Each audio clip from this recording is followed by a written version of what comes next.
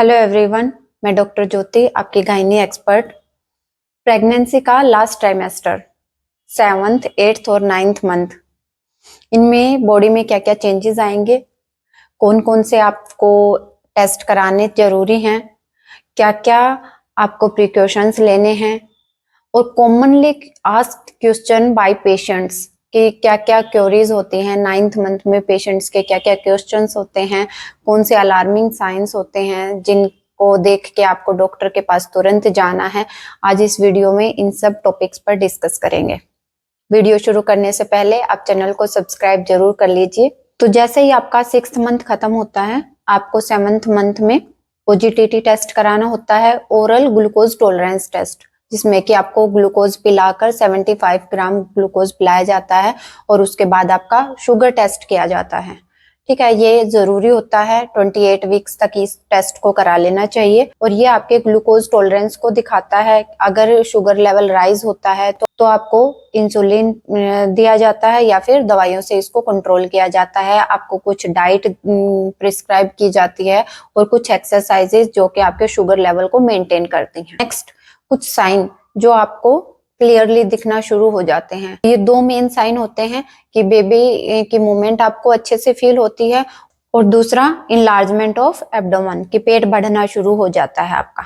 ठीक है, कुछ आपको स्किन में चेंजेस भी काफी दिखना शुरू हो जाते हैं, जैसे जो प्रेगनेंसी मास्क जो यहाँ पर छाइयां होती हैं वो क्लियर दिखती हैं, लीनिया निग्रा बिल्कुल डार्क हो जाती है, ब्रेस्ट का एरियोला डार्क ब्राउन कलर का हो जाता है, स्किन खिंचना शुरू हो जाती है, बॉडी वेट जो बढ़ जाता है उसकी वजह से थाइज पर, एब्डोमेन पे, ब्रेस्ट पे खिंचाव की वजह से हल्की फुल्की खुजली आपको महसूस हो सकती है। तो उस टाइम पर आपको शरीर को मॉइस्चराइज करना है, ढीले कपड़े पहनने हैं। ठीक है, ज्यादा गर्मी में ना रह के थोड़े कम टेम्परेचर में रहना है, तो उनसे वो जो खुजली रहती है वो ठीक हो जाती है। ठीक है, एक खुजली पैथोजेनिक भी होती है कि आपको ये सब कर लिया और खुजली ठीक नहीं हुई तो आपको फिर अपनी गायनेकोलॉजिस्ट के पास जाना है। वो आपके लीवर के टेस्ट कराएगी, जिसमें कई जो लेडीज होती हैं उनका लीवर एंजाइम्स बढ़े हुए होते हैं। तो फिर उस टाइम पर डॉक्टर आपको मेडिकेशंस देती है, आपको लीवर टॉनिक दी जाती है, लीवर की टैबलेट्स दी जाती हैं, एंटी हिस्टामिनिक दवाइयाँ दी जाती हैं, कुछ लोशन दिए जाते हैं जिनसे कि आपकी जो खुजली है वो कंट्रोल रहे, आपको जलन इचिंग ना महसूस हो। तो ये एक कॉम्प्लिकेशन हुई जो अक्सर लास्ट ट्राइमेस्टर में प्रेग्नेंट लेडीज में देखने को मिल जाती है। फिर आपका एक स्कैन होता है जो कि 32 वीक्स पर होता है। उसमें आपके बच्चे की प्रेजेंटेशन का पता चलता है और ये जरूरी होता है ये अल्ट्रासाउंड, क्योंकि इससे बच्चे की प्रेजेंटेशन का पता चल जाता है, आपका बच्चा सीधा है, उल्टा है, प्लेसेंटा कहाँ पर है आपकी चिपकी हुई, कि बिल्कुल अगर बच्चेदानी के मुंह के पास है तो फिर उस पेशेंट को नॉर्मल डिलीवरी के लिए डॉक्टर आपकी मना करती है। ठीक है, आपके बच्चे के वेट का पता चल जाता है उस टाइम पर कि हल्का तो नहीं है, आपके बच्चे में पानी का पता चल जाता है कि ज्यादा तो नहीं है या कम तो नहीं है। मतलब ये जो 9th मंथ में जो अल्ट्रासाउंड कराते हैं, जो 32 वीक्स पर कराते हैं, वो जरूरी होता है। अब 9th मंथ में कुछ क्वेश्चंस जो प्रेग्नेंट लेडीज के द्वारा पूछे जाते हैं कॉमनली, कि मैम मैं अब ट्रेवलिंग कर लूं या नहीं करूं।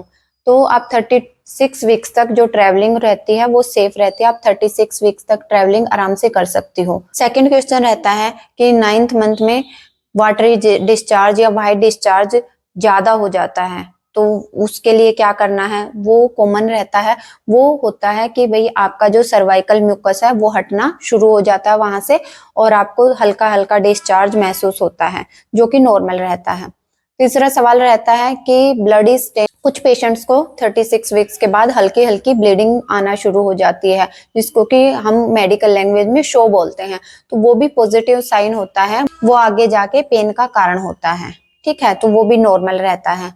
एक कि बेबी अब 9th मंथ शुरू हो गया है, बेबी अब कम घूमता है, तो इस टाइम पर बच्चा कम ही घूमता है क्योंकि स्पेस कम रहता है। बच्चे ने अपनी जगह फिक्स कर ली होती है, हेड है या फिर जो भी बटक्स है वो बच्चे के इंगेज हो चुके होते हैं। उस टाइम पर बच्चे में मूवमेंट कम ही रहती है। तो अगर आपको दिन में कम से कम 10 मूवमेंट आपको फील हो रही है बच्चे की, that is normal in 9th month.